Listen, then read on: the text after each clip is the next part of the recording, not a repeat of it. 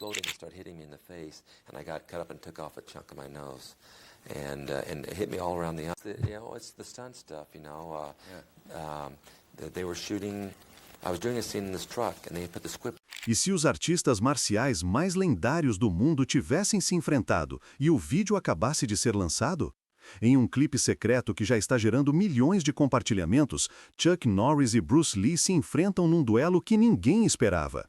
Desde os mesmos círculos de elite de Los Angeles em 1966 até a épica visão de O Voo do Dragão, esses dois ícones sempre estiveram em rota de colisão. E agora, aos 85 anos, Chuck Norris finalmente revela por que tantas estrelas se recusaram a trabalhar com o próprio dragão. Fique ligado enquanto revelamos as imagens completas de cair o queixo e investigamos as verdades chocantes por trás de sua rivalidade. Uma luta que finalmente viralizou e está reescrevendo a história das artes marciais. No verão de 1966, o ar sobre Los Angeles efervescia com uma energia silenciosa que só aqueles enraizados no mundo das artes marciais podiam sentir. As ruas estavam cheias de turistas. O horizonte brilhava com o glamour de Hollywood. Mas em cantos escondidos da cidade, uma revolução silenciosa estava se formando.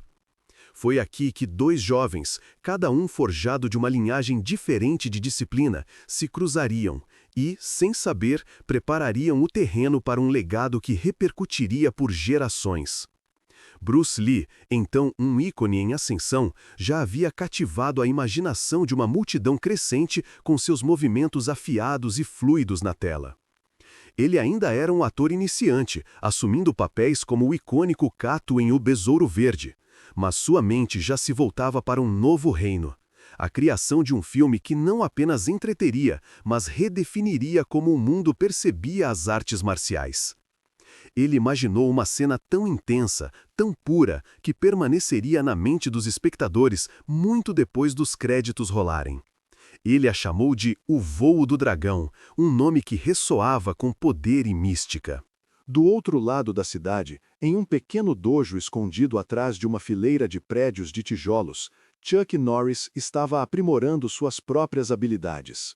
Uma figura calma e determinada, ele havia conquistado a reputação de um campeão de karatê formidável, tendo conquistado o título de campeão profissional de karatê de peso médio por 6 anos consecutivos.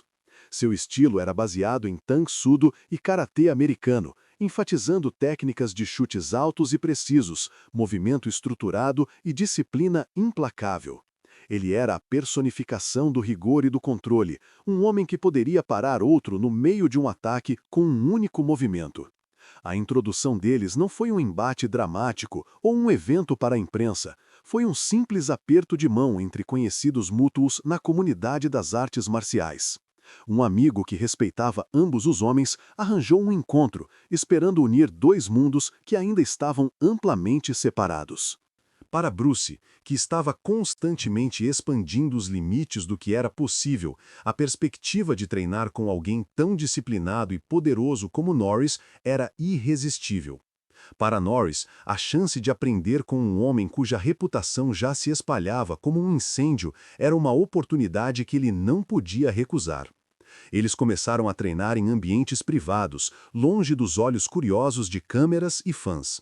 As sessões eram íntimas, cheias de suor e foco silencioso. Eles não se envolveram em um confronto público. Em vez disso, deixaram seus corpos falarem em uma linguagem que transcendia as palavras.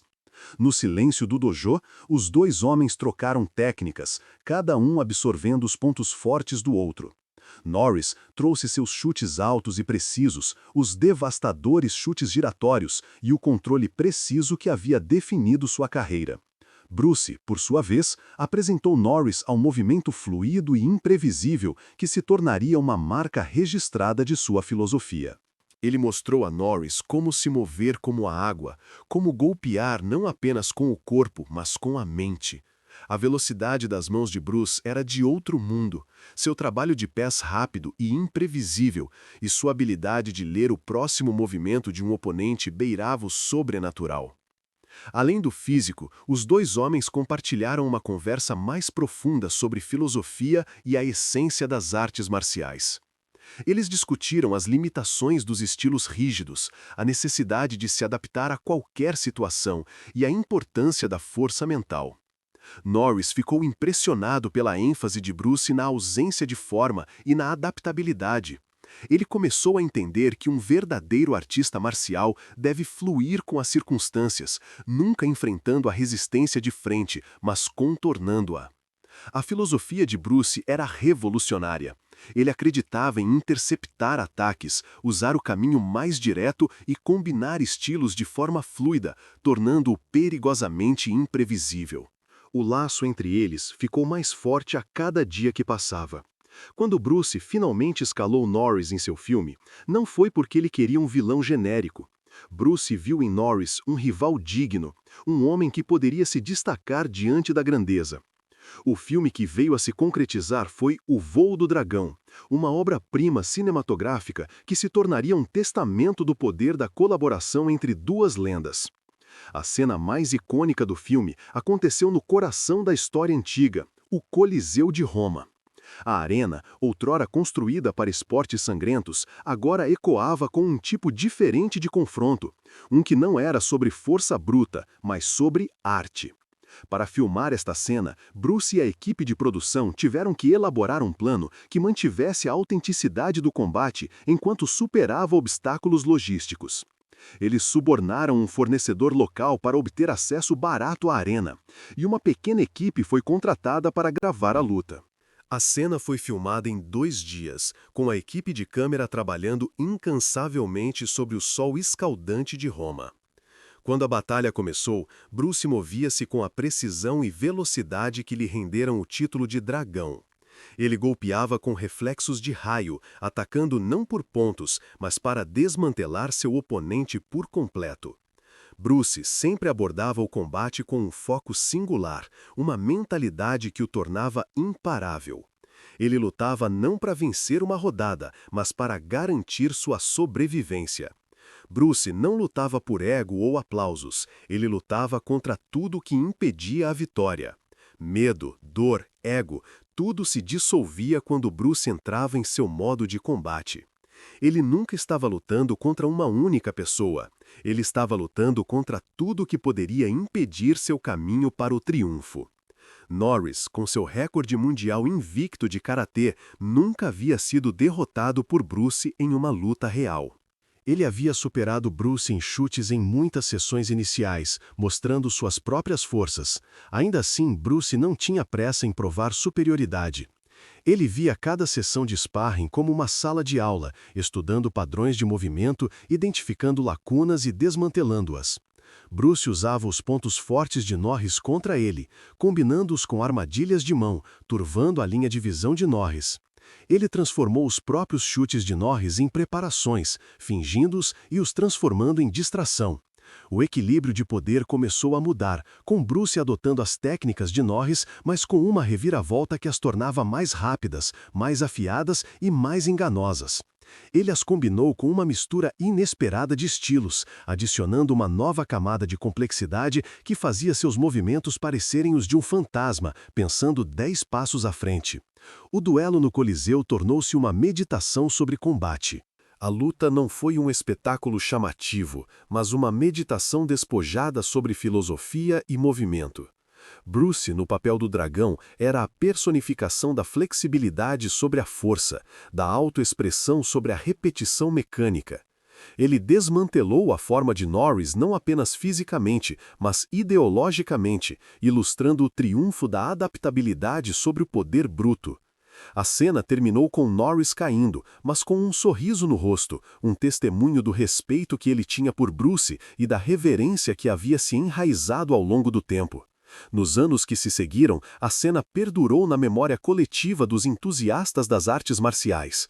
Tornou-se uma aula magistral de coreografia, um testemunho da arte do combate. A visão de Bruce havia sido realizada, mas sua vida foi interrompida antes que ele pudesse colher plenamente os frutos de seu trabalho. Em 2015, quando Chuck Norris, agora aos 85 anos, falou abertamente sobre as razões por trás do medo de Hollywood em relação a Bruce Lee, sua voz carregava o peso de décadas de experiência. Ele explicou que Bruce não havia sido apenas uma estrela de cinema, mas uma força da natureza cuja presença na tela e na vida exigia respeito. Muitos atores daquela era consistentemente se recusaram a trabalhar com Bruce, o que apenas amplificou a tipificação que limitava sua influência em Hollywood.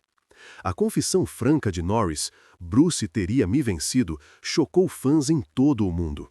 Foi uma declaração que foi além da bravata típica, revelando um homem que, no auge da disciplina física, ainda podia admitir a derrota na presença de uma força maior.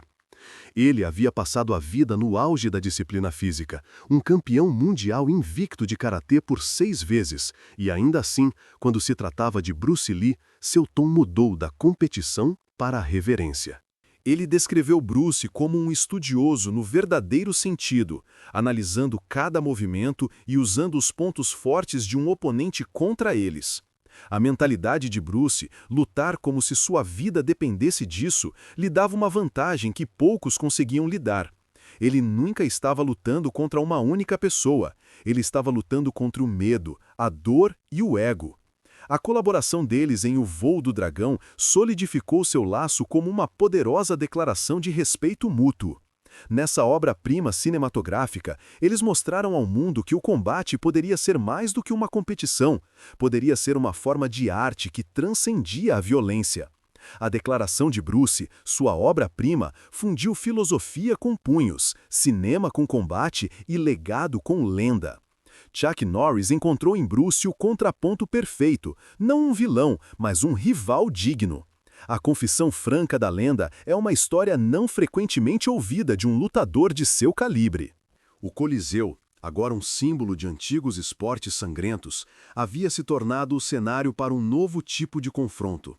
As pedras antigas ecoavam com um tipo diferente de violência. Uma que transcendia a brutalidade física e se aproximava de algo semelhante a uma meditação sobre o movimento.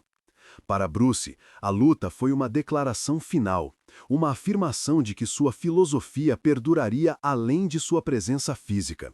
Para Chuck, foi uma honra ter se mantido firme diante da grandeza, mesmo na derrota, e ter saído com um sorriso e um profundo senso de respeito por um homem que ele considerava o dragão. Na luz tênue do estúdio, onde as câmeras pairavam como olhos vigilantes, Bruce Lee movia-se não como um artista, mas como uma força da natureza. Cada gesto seu carregava anos de prática disciplinada, uma confiança silenciosa que eclipsava a bravata chamativa que se tornara a marca registrada de muitas estrelas de Hollywood na época. Foi essa autenticidade que primeiro enviou ondas pela indústria. Quando Bruce fazia uma pausa, sua respiração constante, o ar parecia vibrar com a intensidade de alguém que havia transformado o físico em uma filosofia viva. Para aqueles que haviam se acostumado com falas roteirizadas e socos ensaiados, sua presença quebrou a ilusão de que um set de filmagem poderia permanecer um mero palco. Atores que antes pareciam abertos à ideia de uma colaboração se viram encarando um forno que ameaçava consumir as fachadas confortáveis de sua arte. Eles não recuaram porque Bruce era difícil, nem porque exigia perfeição. Ele era simplesmente real demais. Ele desmontou cada camada de pretensão, revelando o frágil andaime de um cenário que dependia de teatralidades superficiais. A abordagem revolucionária de Bruce ia além do tatame ou da câmera. A filosofia Jeet Kune Do que ele cultivava era uma fusão de fluidez e princípio, um sistema que tratava o corpo como uma extensão da mente. Em vez de uma sequência rígida de movimentos, o Jeet Kune Do ensinava os praticantes a perceber o espaço como um diálogo aberto, uma oportunidade para cada instante responder com a forma mais eficiente. Essa abordagem ecoava a forma como Bruce mais tarde coreografaria a luta em O Voo do Dragão, uma conversa de corpos, uma série de gestos que falavam mais alto que as palavras. Os puristas do Oriente, presos pela tradição, viam este novo sistema com desconfiança. Eles o viam como uma afronta às disciplinas estabelecidas, uma traição a séculos de técnica que exigia repetição e precisão mecânica. Mas para Bruce, e para os poucos que o ouviriam, o Jeet Kune Do não era uma traição, mas uma evolução, um passo em direção a um ideal onde o movimento é ao mesmo tempo proposital e elegante. Chuck Norris, com suas faixas de karatê polidas e disciplina inabalável, entrou neste mundo como um colega contemporâneo que poderia preencher a lacuna entre as artes marciais tradicionais americanas e a filosofia vanguardista de Bruce. Os encontros deles no tatame eram menos uma rivalidade do que uma troca mútua de conhecimento. A formação de Chuck em karatê competitivo, seu profundo entendimento de katas e a aplicação medida da força complementavam a fluidez filosófica de Bruce. Quando eles praticavam sparring, o confronto de estilos criava uma síntese que nenhum dos dois poderia alcançar sozinho. Chuck, que havia conquistado sua reputação através de anos de competição, sentiu-se humilhado e inspirado pela capacidade de Bruce de fundir velocidade, estratégia e espiritualidade em um único golpe. Em troca, Bruce apreciava a disciplina de Chuck, reconhecendo que a força constante e mecânica poderia servir como um contraponto ao seu próprio fluxo dinâmico. Essa parceria, formada no calor do estúdio e no ritmo do dojo, forjou um relacionamento construído sobre suor, respeito mútuo e um desejo compartilhado de ultrapassar os limites do que um artista marcial poderia ser. A decisão de unir esses dois titãs na tela veio em 1972, sob circunstâncias tão improváveis quanto profundas. O Voo do Dragão foi concebido como um projeto de paixão pessoal, um filme destinado a ressoar com o público asiático e produzido com um orçamento modesto que desmentia a ambição de seus criadores. Filmado em Roma, o pano de fundo de arquitetura romana antiga do filme lhe deu um fascínio exótico que complementava a arte marcial de seus protagonistas. O duelo climático, encenado no coração do Coliseu, tornou-se um momento definidor do filme, um espetáculo que transformou o cinema em um palco vivo, onde cada soco e bloqueio carregavam um peso além do mero espetáculo. A coreografia, uma dança de força bruta e precisão graciosa, exibiu as forças complementares do Jeet Kune Do de Bruce e das bases de karatê de Chuck. Cada movimento, cada pausa na luta era um testemunho de seu profundo entendimento mútuo, uma troca de filosofias que transformou a cena em uma lição viva. O impacto daquela única cena se espalhou de maneiras que nem mesmo os cineastas poderiam ter previsto. Audiências ao redor do globo, atraídas pela coreografia de luta deslumbrante e pelo cenário exótico do filme, começaram a reconhecer a possibilidade de um cinema de ação que fosse ao mesmo tempo poético e proposital. A colaboração de Bruce e Chuck abriu uma porta para os filmes de artes marciais irem além dos dojos mal iluminados de cinemas de nicho e entrarem nos holofotes do cinema mainstream. O mundo aprendeu que uma sequência de ação poderia ser uma conversa, onde cada golpe era uma declaração, cada bloqueio uma resposta, e que a beleza do movimento poderia coexistir com a brutalidade do combate. O legado de O Voo do Dragão é medido não apenas em vendas de ingressos, mas nos inúmeros praticantes que, depois de assistir a esse filme, amarraram um cinto preto na cintura e juraram aprender mais, impulsionados pelo desejo de atingir o nível de disciplina e fluidez exibido pelas duas lendas. Anos depois, quando Chuck Norris atingiu a idade de 85 anos, ele finalmente falou abertamente sobre a razão por trás da hesitação de Hollywood em trabalhar com Bruce. Em uma entrevista tranquila, ele revelou que as recusas dos atores não estavam enraizadas em ego ou dificuldade, mas na esmagadora realidade da presença de Bruce. Em um set, Bruce era mais do que um artista. Ele era a encarnação viva da maestria. Sua intensidade não era uma performance, mas uma força tangível que tornava o espaço ao seu redor carregado. Para aqueles que haviam construído suas carreiras em imagens cuidadosamente construídas e falas polidas, ficar ao lado de Bruce parecia entrar em uma fogueira que poderia acender seu próprio fogo ou consumi-los. Essa verdade enviou ondas de choque por toda a indústria. Destacou que o verdadeiro desafio não era simplesmente dominar um novo estilo ou aprender um novo movimento, mas confrontar um nível de autenticidade que exigia o mesmo nível de compromisso e disciplina. As reflexões de Chuck carregavam um peso que poucos poderiam igualar.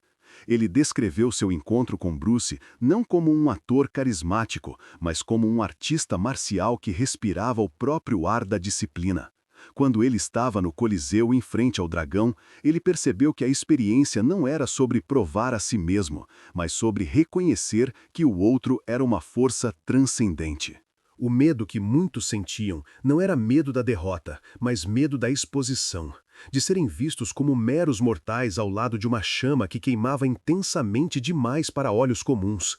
Aqueles atores que escolheram não trabalhar com Bruce não estavam evitando sua personalidade. Eles estavam reconhecendo que a arte que ele representava estava além do alcance deles. O próprio ato de estar no set com ele expôs a fragilidade da ilusão que o resto do mundo havia construído em torno do conceito de ator. Essa revelação remodelou a narrativa do cinema de ação. Ela deslocou o foco do espetáculo para a sinceridade, do caos para o propósito. A coreografia do filme, antes vista como uma maravilha técnica, tornou-se um manifesto filosófico. O duelo no Coliseu, outrora uma cena planejada, agora era compreendido como uma prova viva de que as artes marciais podiam ser brutais e belas, que a violência podia ser expressa com graça e que cada movimento podia contar uma história sem uma única fala. A parceria entre Bruce e Chuck não era mais uma mera nota de rodapé na história do cinema. Era um farol que iluminava como os filmes de ação poderiam evoluir. As repercussões de sua colaboração se estenderam ao mundo dos dojos. O treinamento moderno de artes marciais, outrora segmentado em estilos rígidos, começou a adotar uma abordagem mais fluida.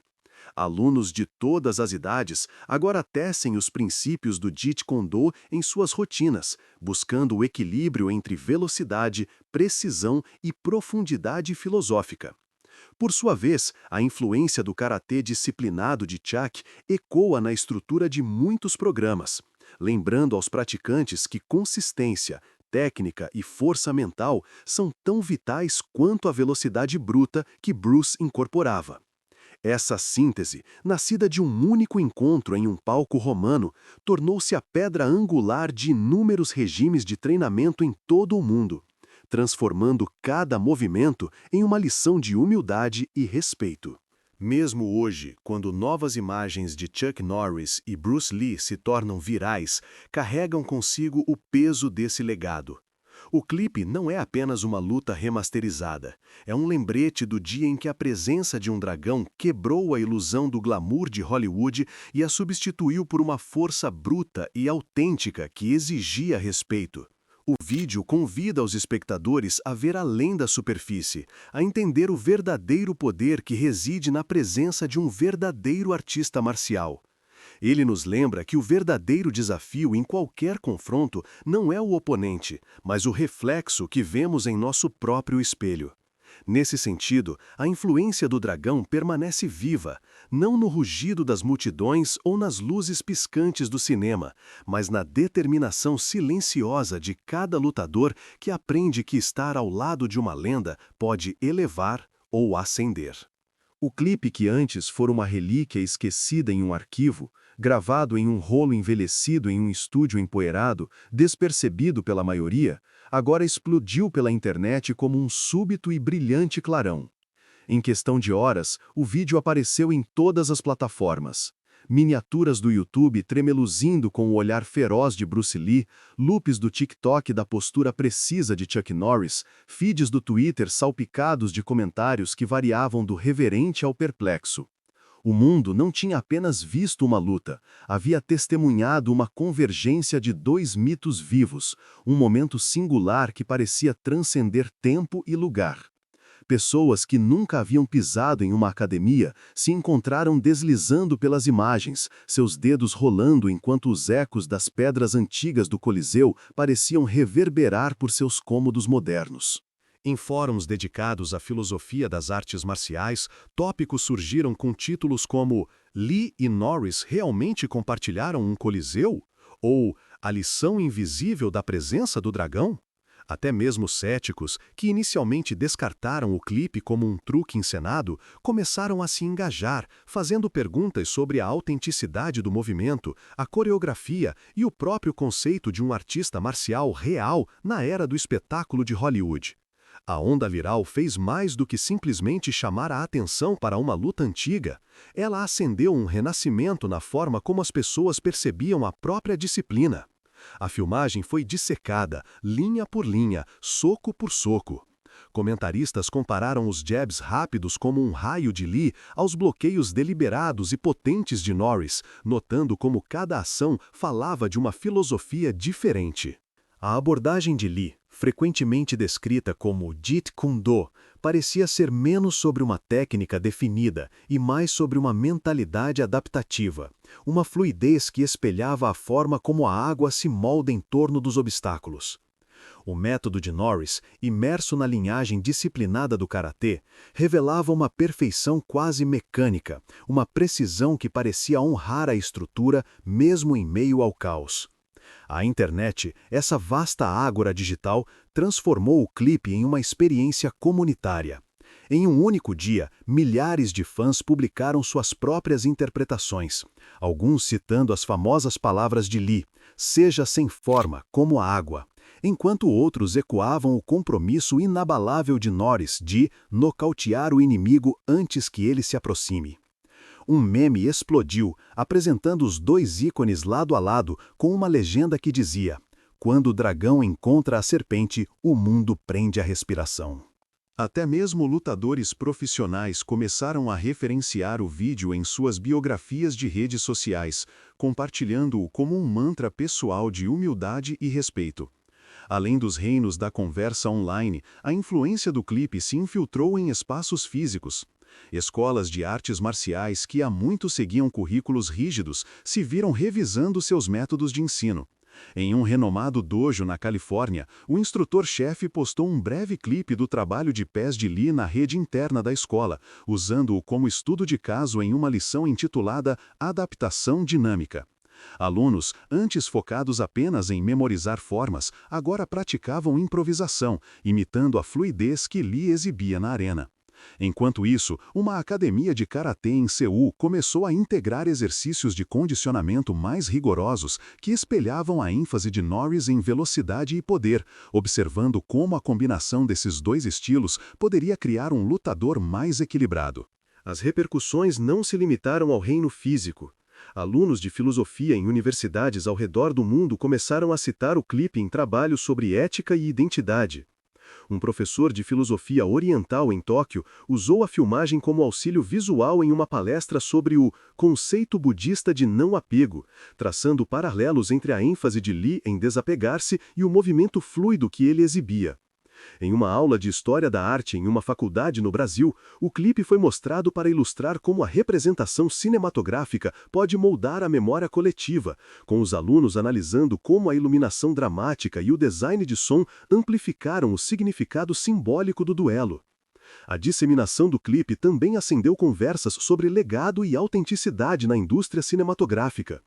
Críticos, anteriormente rápidos em rotular filmes de ação como meros espetáculos, se viram reavaliando a natureza da performance. Em um painel de discussão em um festival internacional de cinema, um roteirista observou como a filmagem viral forçou uma reavaliação do termo acrobacia. Eles argumentaram que a distinção entre uma cena coreografada e uma troca marcial genuína havia se borrado e que o público estava começando a exigir mais autenticidade na representação do combate. Um diretor, refletindo sobre sua própria carreira, reconheceu que o clipe o havia lembrado de que o coração de um filme não reside na grandiosidade de suas grandes cenas, mas na integridade de seus artistas.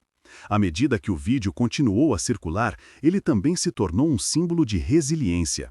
Influenciadores de redes sociais que haviam perdido partes significativas de suas audiências devido a mudanças de plataforma começaram a se inspirar na dedicação inabalável de Lee e Norris.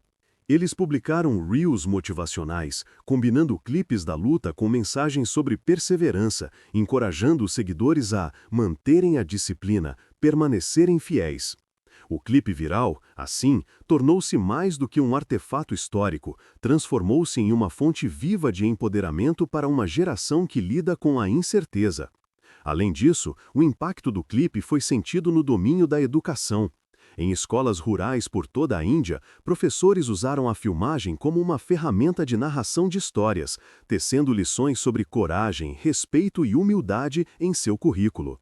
A imagem de duas figuras imponentes se enfrentando em uma arena antiga serviu como metáfora para os desafios diários que os alunos enfrentam, seja na vida acadêmica ou pessoal. A lição era clara: só se pode crescer quando confrontado com um oponente, e o verdadeiro triunfo reside não em vencer o outro, mas em dominar a si mesmo. Enquanto isso, o lado comercial das artes marciais também experimentou uma mudança sutil. Linhas de produtos com os dois ícones viram um aumento na demanda. Bonecos de ação de edição limitada, réplicas de uniformes e até mesmo uma linha de equipamentos táticos comercializada sob o slogan "Lute como uma lenda" foram lançados após a popularidade do clipe. Relatórios de vendas indicaram que os consumidores não estavam apenas comprando itens, eles estavam comprando um pedaço da filosofia, uma identidade aspiracional que a filmagem viral havia cristalizado. Em paralelo, um grupo de cineastas embarcou em um projeto para criar um documentário explorando o legado de Lee e Norris, começando com o próprio clipe que se tornou um fenômeno global. Entrevistas com veteranos da indústria cinematográfica, historiadores e estudiosos de artes marciais foram intercaladas com encenações do duelo. A narrativa mergulhou no contexto cultural dos anos 1970, nas mudanças sociais que moldaram as jornadas dos personagens e em como a colisão de suas filosofias influenciou uma geração de cineastas. O projeto visava mostrar que o clipe viral não era um incidente isolado, mas parte de um contínuo onde cinema e artes marciais sempre estiveram interligados. Notavelmente, o clipe também levou à introspecção entre artistas marciais mais velhos que haviam passado décadas ensinando.